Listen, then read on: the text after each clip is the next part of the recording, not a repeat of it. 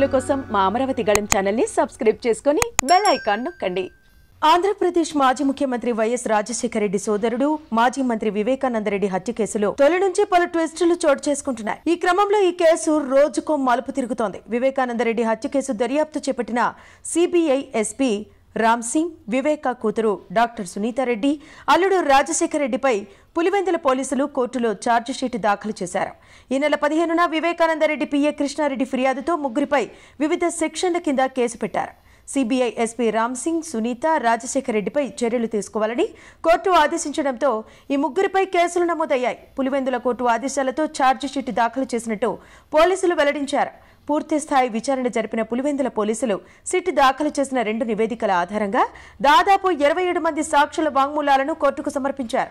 హైదరాబాద్లో వివేకానందరెడ్డి ఇంటికి వెళ్లినప్పుడు ఆయన కుమార్తె సునీత, ఆమె భర్త రాజశేఖర రెడ్డి బెదిరించారని 2021లో కోర్టులో ఫిర్యాదు చేశారు పిఏ కృష్ణారెడ్డి.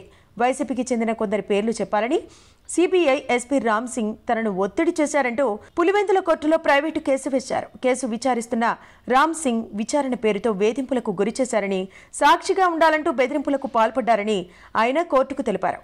తన కుమారుల ఎదుటే సిబిఐ క్యాంపు కార్యాలయంలో తీవ్రంగా హింసించారని వెల్లడించారు. 2 ఏళ్ల పాటు విచారించిన పులివెందుల కోర్టు ఈ నెల 8న తీర్పిచ్చింది. తుది నివేదికను జనవరి 4వ తేదీలోగా సమర్పించాలని కోర్టు ఆదేశించింది.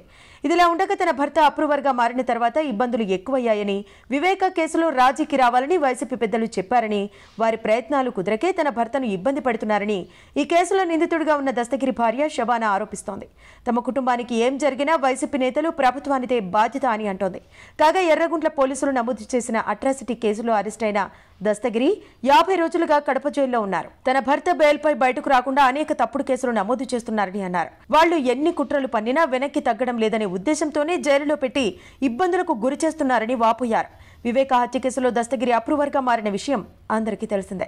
ఎర్రగుంట్ల పోలీసులు దస్తగిరిపై ఒక మహిళను కిడ్నాప్ చేసిన ఘటనలో అక్టోబర్ 31న అతన్ని అరెస్టు చేసి కిడ్నాప్, అట్రాసిటీ కేసు నమోదు చేశారు. మొత్తానికి వివేక హత్య కేసు పలు మలుపులు తిరుగుతూ ఇప్పుడు ఆయన కూతురు సునీత, అల్లుడు నర్రెడ్డి రాజశేఖర రెడ్డి, అప్పటి సిబిఐ ఎస్పీ రామ్ సింగ్ మెడకు చుట్టుకునేలా పరిస్థితులు మారుతున్నాయి. ఈ కేసు ఇంకా ముందుకు సాగి ఏ తీరాల వద్ద ఆగుతుందనే ఉత్కంఠ అందరిలోనూ నెలకొంది.